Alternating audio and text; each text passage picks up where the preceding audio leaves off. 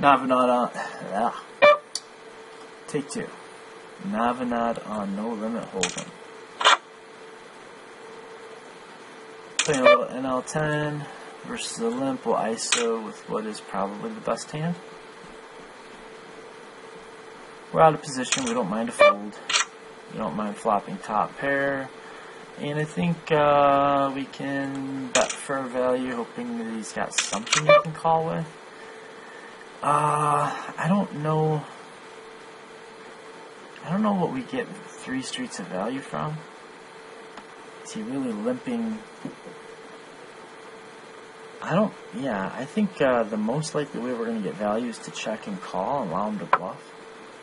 Or let him check back and call again with something like pocket deuces. Or maybe king high to give him a good enough price.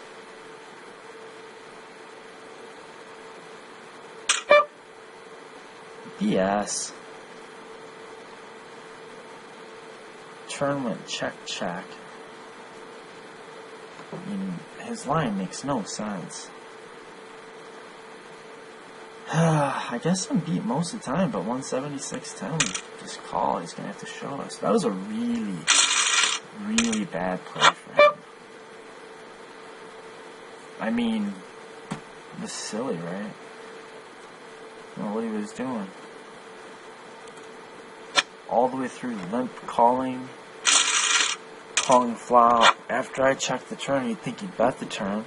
Once I bet the river, you'd think he'd flat the river. I think he's pretty bad at poker. Yeah, Jack 3 offsuit I usually will fold. He seems bad enough that I can play more hands. Let's take flops.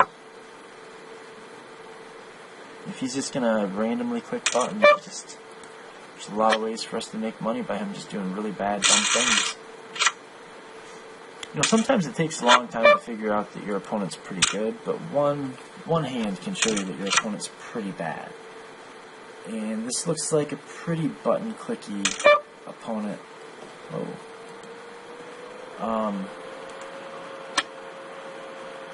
So we want to get involved with more hands. I mean, we just don't want to relinquish equity because our post-flop edge is probably still present even out of position, if that's possible. I know it's possible.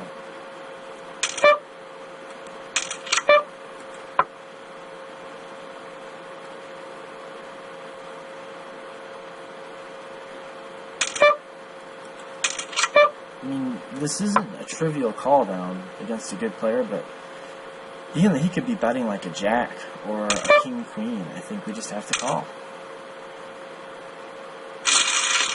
Or 8-5, for instance. So, yeah.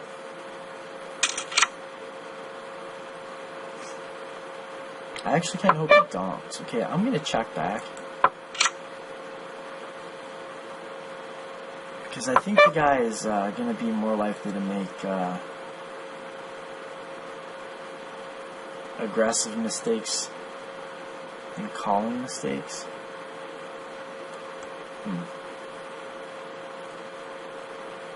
I don't know what I'm getting 2 streets of value from. So I think I want to give him a chance to bluff the river or pay off like one bet with a pair of anythings.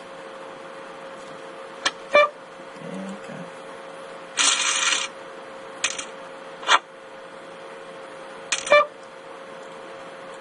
Let's take a look at a flop here. We can start with a lead. I don't want to check and fold. I don't really want to check and call. So let's just bet and plan on barreling some turns or picking up a 7 for showdown value.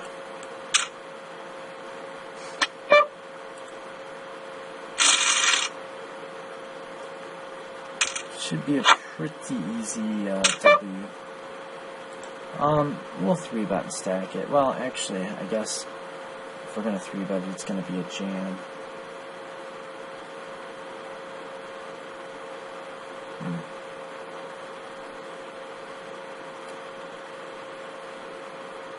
Yeah, let's rip it. We can get him to fold like 9, 8, and Jack 10 probably. Or get it in super good and hope to hold. And hold. Rematch.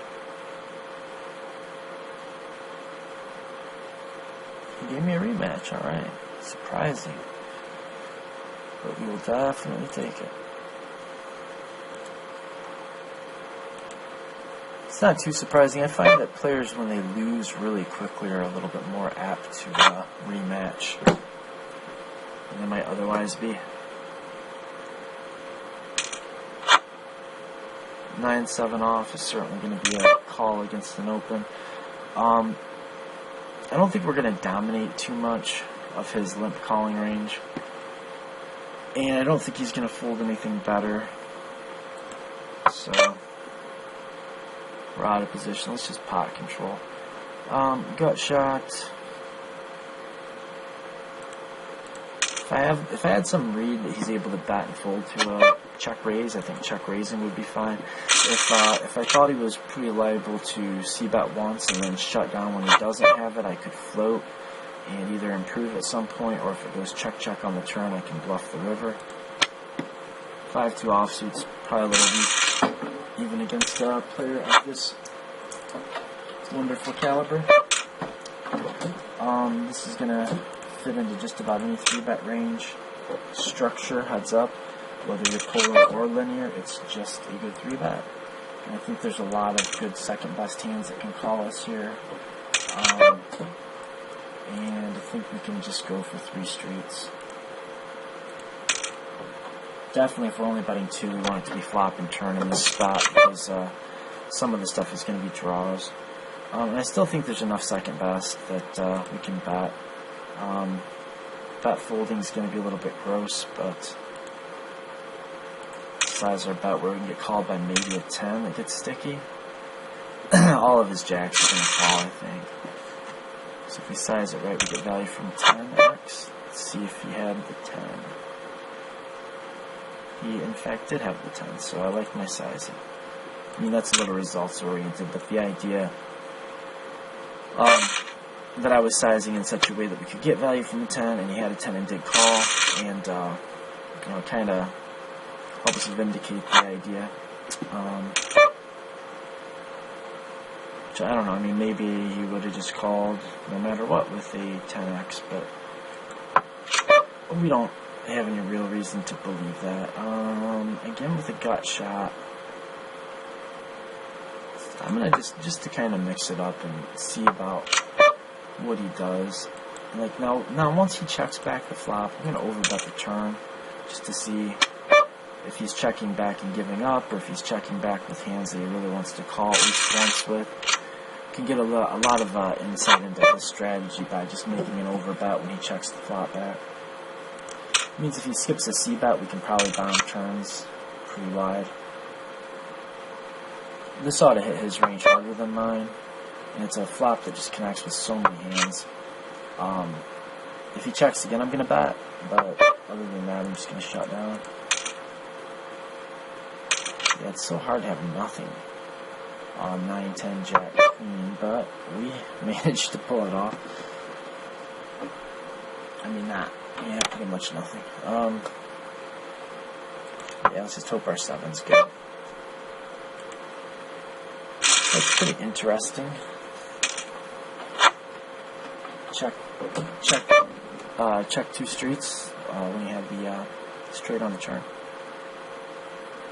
Flat call. We'll find some flops we can peel like this one. It's a big bet. Not really thrilled about the size. Let's hope he checks back. But he's being pretty easy to play against. And that's the thing about constructing your ranges imperfectly. You make it easy to play against you. A better plan, an overall general kind of, not a plan, but a concept is you should be betting and raising with the top and bottom of your range, trying to get the middle of your range to showdown or to catch bluffs with it. Basically, you want to use whatever part of your range you have for whatever that part of your range is best at doing. Like second pair with a backdoor flush draw and an overcard is so good for check calling. He's going to bet, and if we bet, he's rarely going to call us with second best. If he does, he's not going to do it on more than one street. If he bets, we can comfortably call because we beat all of his bluffs, and we're going to have a lot of turn cards that we can pick up and we can check call again. That's not one of them. But, you know, any heart we could have checked and called again. We had king and an 8, and maybe even like a 2 and a small bet we could have continued against. So if he checks back a loser here, he's really just not playing right, you know. And he should not let me get that hand to showdown. Not when he's in position. Not when I cap my range. Let's see what he had. Now, if he's got some kind of pair or even an ace high, it's maybe forgivable. But then it's kind of hard for me to imagine that his decision to bet the flop was any good, you know, if he's thinking consistently. So we could have just shoved. I think that would have been fine to shove. On ace jack 2 or ace XX with second pair and a raised pot, I think it's fine to check back. We're going to induce bluffs, we're going to get called lighter, and we're not going to lose as much money necessarily when we run into it. And now we've got to decide between betting for thin value and checking back.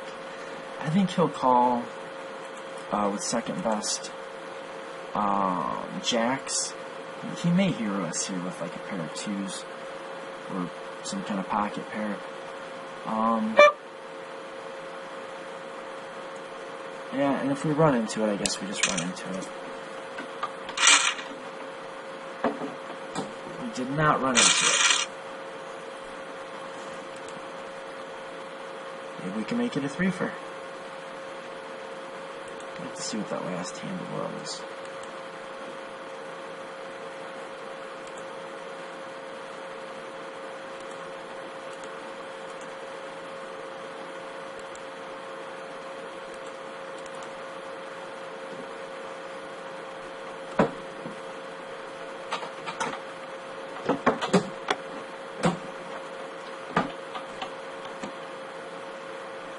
Well, it doesn't look like he's going to accept, so I guess I'm going to bid you adieu.